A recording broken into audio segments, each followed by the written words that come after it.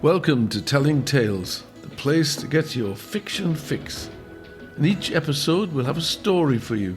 Maybe you'll find yourself in a far-flung corner of the world, or deep in the French countryside, or even on the banks of the River Tyne. We'll take you to places where the past and the present merge. Rocks talk, and a curry can kill you. Sometimes funny, sometimes dark, but always entertaining. Welcome to Telling Tales.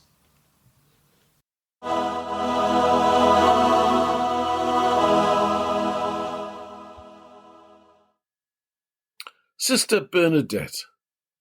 The convent of the Order of St. Jude's, the patron saint of lost causes, once stood in the centre of a huge orchard and gardens.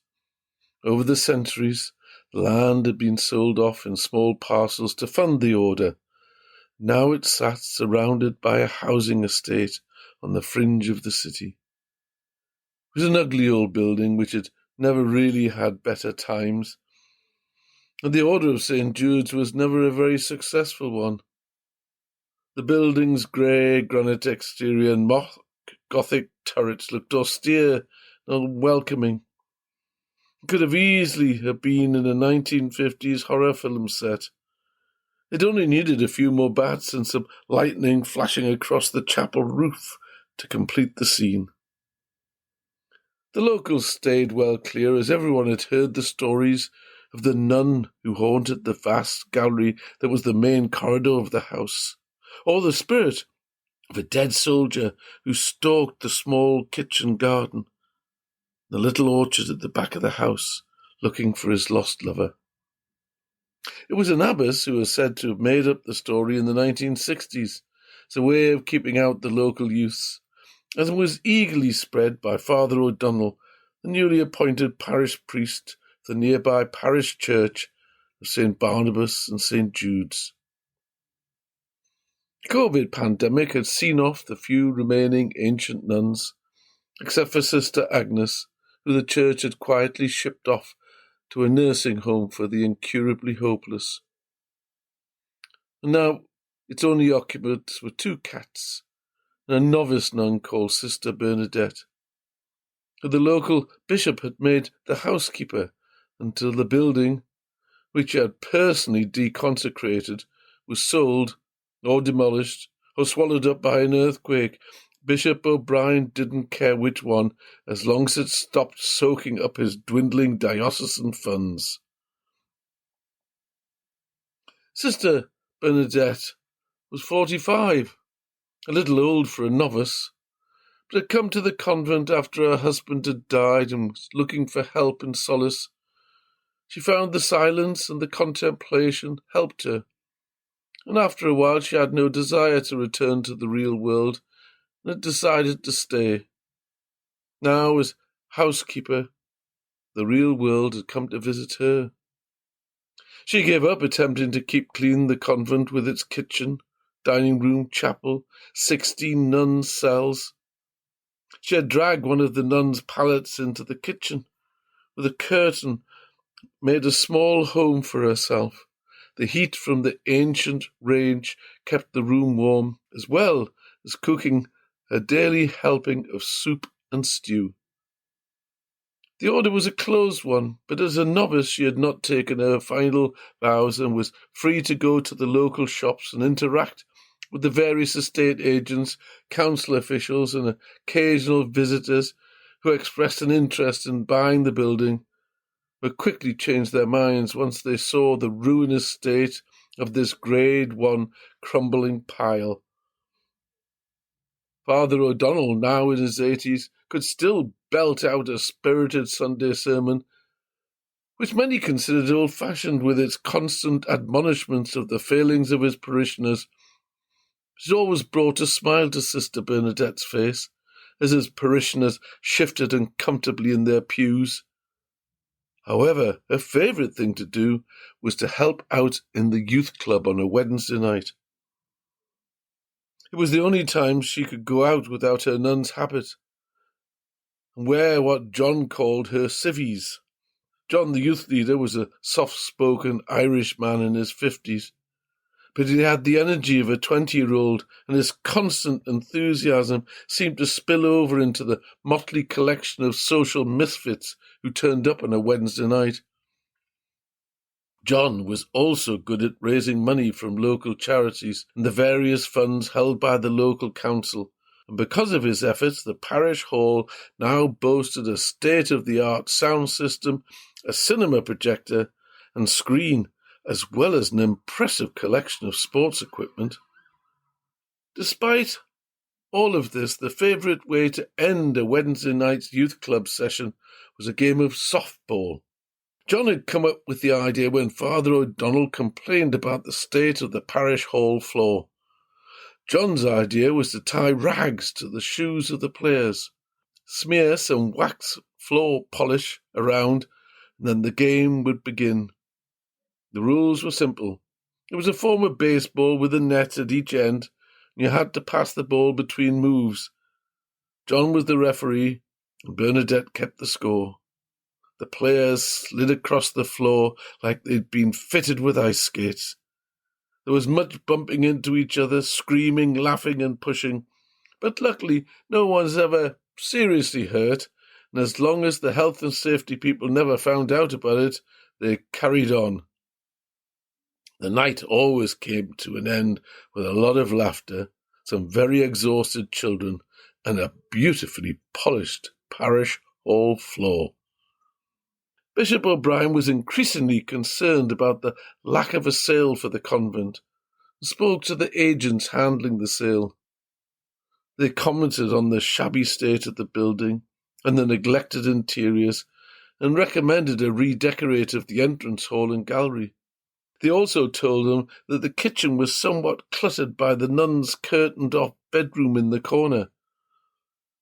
Bishop O'Brien decided to make a surprise visit late on a Wednesday afternoon and was shocked to find Sister Bernadette not in her habit, but dressed in a T-shirt and jeans.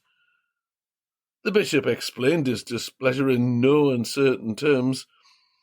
He told her to move back into one of the cells and ensure that the kitchen was kept tidy and the main gallery and entrance hall were free of dirt and dust and looked more welcoming. Bernadette suggested the diocesan funds pay for cleaners, but the bishop just scowled and told her to get on with it. Sister Bernadette stood in the long gallery. At one end near the entrance was the dining room and the kitchen, where the nuns' cells made up the main area of the gallery that led to the chapel at the end. Staring at the floor, she had spent the day cleaning, polishing, and washing. Her heart sank. The floor had been scrubbed and mopped, but still the gallery looked scruffy and neglected. Centuries of nuns shuffling backwards and forwards from their tiny cells to the dining room and the chapel had left the oak floor dull and lifeless. There was only one thing to do. She picked up the phone and dialed. "John, it's Bernie here." "Bernie?" John replied. "Oh, sorry, Sister Bernadette." She was very grateful. He couldn't see how red her face had become. "Ah, sister, what can I do for you?" "I have an idea. Can you call into the convent for a cup of tea later today, and I can show you?" "Of course," John said. "I'll be finished here in about an hour. I'll see you then if that's okay." "Perfect," Sister Bernadette replied, and immediately wished she'd seemed more casual. Wednesday night arrived as the boys and girls of St. Jude's and St. Barnabas Youth Club assembled in the entrance hall of the convent. They were supported by John and various assorted parents, grandparents, and the odd uncle and auntie, who had jumped at the chance to see inside the forbidden walls of the convent for the first time. A large pile of shredded cotton sheets had been provided by Sister Bernadette. There might have been the odd shroud and some nun's knickers in there, but she didn't care. 2 benches were brought from the dining room and placed on either side of the end of the hall. The rules again were simple. If a ball hit the inside of the bench, it was a goal. 30 minutes each half No punching, spitting, or hair-pulling. Teams were picked. Each side stood ready, and Sister Bernadette blew the whistle to start the game, and a great cry shook the rafters as the game began. To the children of the youth club, this was the World Cup and the FA Cup combined.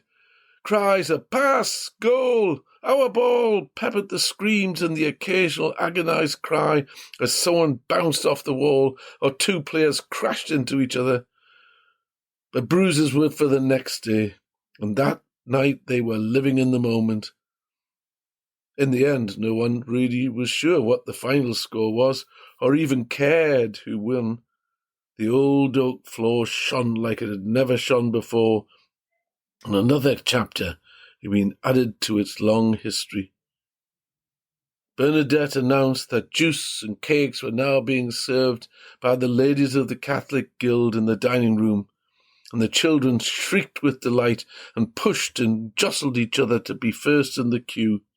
And the dining room rang out with laughter and joy, but was soon eclipsed by another noise coming from the long gallery. The adults who had watched with envious eyes as their children played softball could not resist the temptation, and had wrapped their own feet in the cotton cloths and were adding their own story. Sister Bernadette stood in the doorway, marvelled at the sight. For the first time the convent felt alive. The whole building was breathing once again, and high in the roof rafters, looking down, the ghost of a long-dead nun embraced the spirit of a forgotten soldier.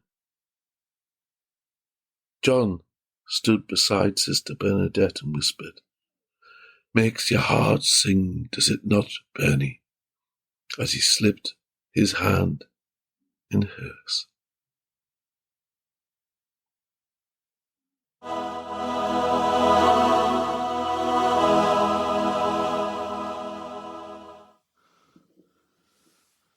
If you enjoyed this episode, then please support my podcast by buying me a coffee. It's £2 a cup. Click the heart logo in the top corner of the website page to donate. If you're on another podcast provider, then check out buymeacoffee.com and search for Jeff Price N3. Thank you. You can contact Telling Tales direct by emailing tellingtalesjeffprice@gmail.com. Until the next time, goodbye.